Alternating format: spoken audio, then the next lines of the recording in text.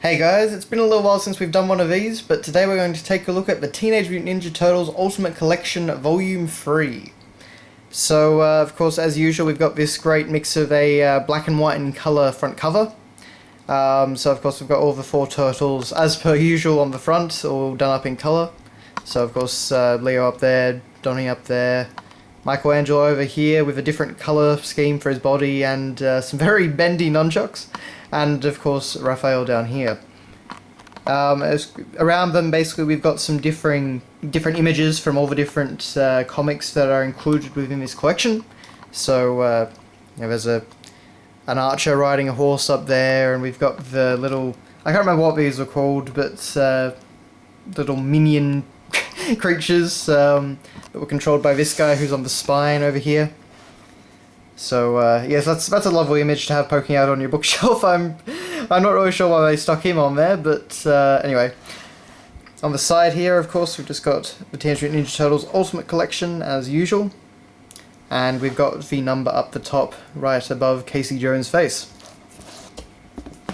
And the back we have the three Shredder clones, all done in colour, which look pretty nice. And we've just got a bunch of other scenery, basically. Steve's comics is there, and different things.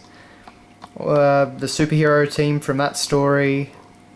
Yeah, just a hodgepodge of different things. Triceraton down there. At least I think that's what it is. But anyway, so basically this volume contains Mirage Studios TMNT issues 12, 14, 15, 17, and 19 to 21.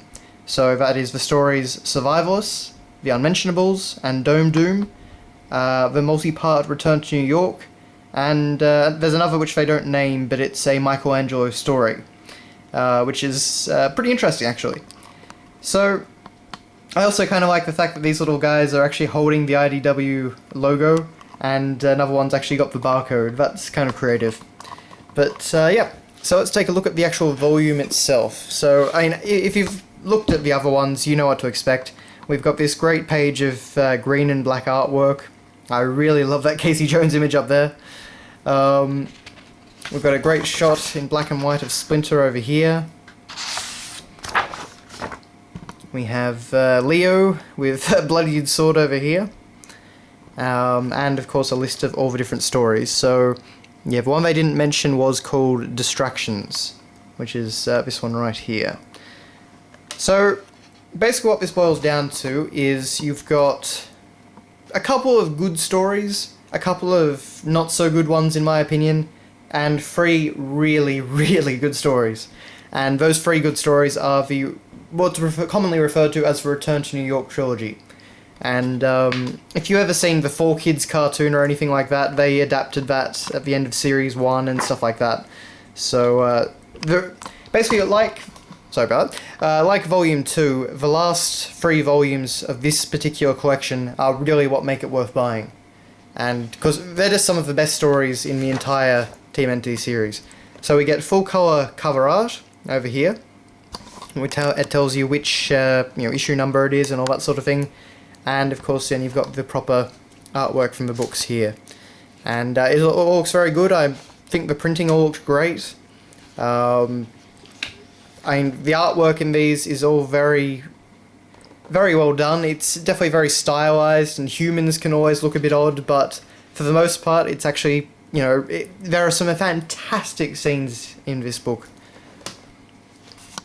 And, of course, I don't want to spoil anything too much, so I won't show anything from Return to New York and what happens all that, but there's some early stories here.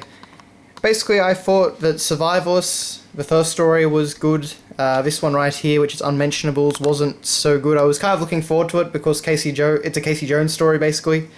But it wasn't quite as interesting as I was hoping. But anyway. There's also a superhero one. And basically they meet up with a group of geriatric superheroes who are, past their prime. And it's kind of interesting, but not really what I expect to see in the Ninja Turtles. Like, where is it? There's a great moment where I think it was Michelangelo actually introduces them as the Teenage Mutant Ninja Turtles and things like that. So it's all a bit odd like that. But, for the flip side to that, you also get some really artistic stories and really, interesting stories and different things. And you always get the annotations from Kevin Eastman and Peter Laird. And they come with some concept sketches and early, drawings and stuff like that. And those are a ton of fun to read. They really get you into the mindset of these guys. And this Ultimate Collection is actually important in a way because it marks the point where Eastman and Laird stopped drawing comics together. So the reason that we go, what was it, said on the back, 12, then 14, then 15, then 17, and then 19 and 21, is because in between there were stories that weren't drawn by either Kevin Eastman or Peter Laird. They were done by other artists. And some of them tend to, from what I understand anyway, they kind of tend to dilute the whole Mirage TMNT story. They kind of create some issues in different places. I'm not entirely sure. That's just what I've heard. But these collections are just putting together the Kevin Eastman and Peter Laird stories. So the first one of this volume, The Survivalists, was created by Peter Laird, in addition to a number of the other Mirage artists. And the second one was headed up by Kevin Eastman, and then the next one was headed up by Peter Laird. Then the next one was Kevin Eastman, I'm pretty sure.